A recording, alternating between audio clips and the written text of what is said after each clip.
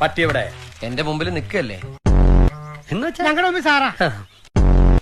കുരയ്ക്കുന്ന പട്ടി എവിടെ? മുമ്പിൽ നിന്ന് കുരയ്ക്കല്ലേ. അതല്ല, അർജുൻ എവിടെ? അത് കൃഷ്ണനോട് ചോദിക്കണം. എന്നെ പൊട്ടനാക്കാണോ? അതാക്കേണ്ട കാര്യമുണ്ടോ?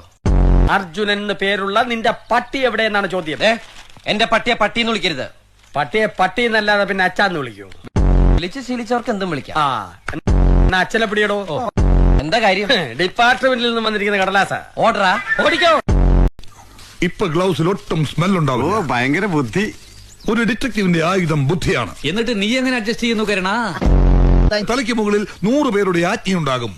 എന്റെ തലയ്ക്ക് മുകളിൽ ഒന്നുമില്ല. തലയ്ക്കുള്ളിലും ഒന്നുമില്ല. പട്ടിയായിട്ടാ മോന്റെ കളി. ഇത് തന്നെയാ ഞാൻ എന്റെ മോളോടും പറയാറുള്ളത്. Hands up. മര്യാദയ്ക്ക് കീഴടങ്ങിയില്ലെങ്കിൽ പൊട്ടിക്കും ഞാൻ. ഒലക്കപട്ടി എന്താ സംഭവിക്കാന്നറിയോ? ഇതെന്താ പുരാവസ്തു? ധാരാളം പ്രത്യേകതകളുള്ള വണ്ടിയാണിത്. ഹോൺ ഒഴിച്ച് ബാക്കി എല്ലാറ്റിൽ നിന്നും നല്ല സൗണ്ട് വന്നപ്പോ ഷെഡിൽ കയറ്റിയത്. ഈ കാറ് ജെയിംസ് ബോണ്ടിന് പോലുമില്ല. അതെന്താ? ഈ കാർ എന്റെ അടുത്തിരിക്കുകയല്ലേ. എതിരാളികളെ ലാത്തി കൊണ്ട് അടിച്ചൊതുക്കിയും ചിലർ രാഷ്ട്രീയത്തിൽ വല്ലാതെ ശോഭിക്കുന്നുണ്ട്. പക്ഷെ അതൊന്നും അത്ര ശാശ്വതമല്ല. ഉപദേശിക്കുകയാണ് കരുതരുത്. ജീവിതത്തിന് ഒരു ലക്ഷ്യമൊക്കെ ഉണ്ടാവും. എന്നിട്ട് ആ ലക്ഷ്യത്തിന് വേണ്ടി പരിശ്രമിക്കണം. നല്ല ഉപദേശം. ഇരിക്കുന്ന ആളോട് ചെന്ന് പറയാം. പോത്തിനോടാണോ വേദം ഓതുന്നത്? ഇവൻ എന്റെ മോൻ തന്നെയാണോ അതാ മുഖ്യറ്റം? ആ ചോദ്യം ലക്ഷ്മി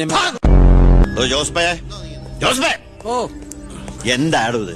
സ്വപ്പ പഴകഞ്ഞ വെണ്ടർ ചാണ്ടിയല്ലേ വരുന്നത്? കാശ് എത്ര ഉണ്ടെങ്കിൽ എന്താ വെണ്ടർന്നല്ലേ പേര്. ഞാനൊന്ന് കുളിക്കട്ടെ. കാക്ക വിളിച്ചാ കൊക്കാവൂ.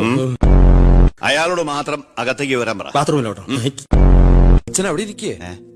ഇത് മന്ത്രിയുടെ കസേരയല്ലേ. ഇവിടെ ഇരിക്കേണ്ട ഞാൻ ഇവിടെ ഇരുന്നില്ലെങ്കിൽ അവിടെ പട്ടി കയറി ഇരുന്ന് ഇറങ്ങി. ഇതിനു മുമ്പ് ഈ അങ്ങാടി കണ്ടിട്ടില്ലല്ലോ. ഇപ്പൊ കണ്ടില്ലേ? അത് മതി. താടിയ മുള്ള് ഇവിടെ വെച്ച് വേണ്ട, അങ്ങോട്ട് മാറി നിന്ന് മുള്ളുക. അതല്ല, കാലി മുള്ള്. കാലിലെങ്ങനെ മുള്ളിയാ കൊന്നുകളയും ഞാൻ. മന്ത്രങ്ങളൊക്കെ പറഞ്ഞു തന്നാൽ തെറ്റാതെ ചൊല്ലാൻ അറിയാമോ? അറിയാമോന്ന്. തെറ്റു പറ്റിയാൽ 100 ആവർത്തി ഇമ്പോസിഷൻ എഴുതിക്കോളാം.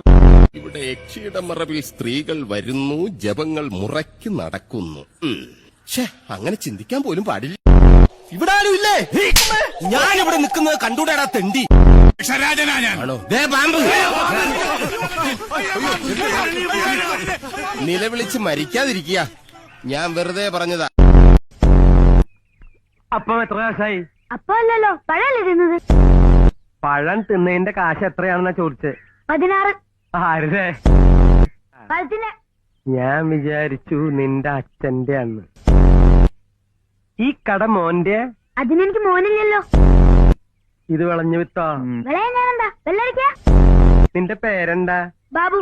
ബാബുവിന് വീട്ടിലെന്താ വിളിക്ക? എടാ ബാബു.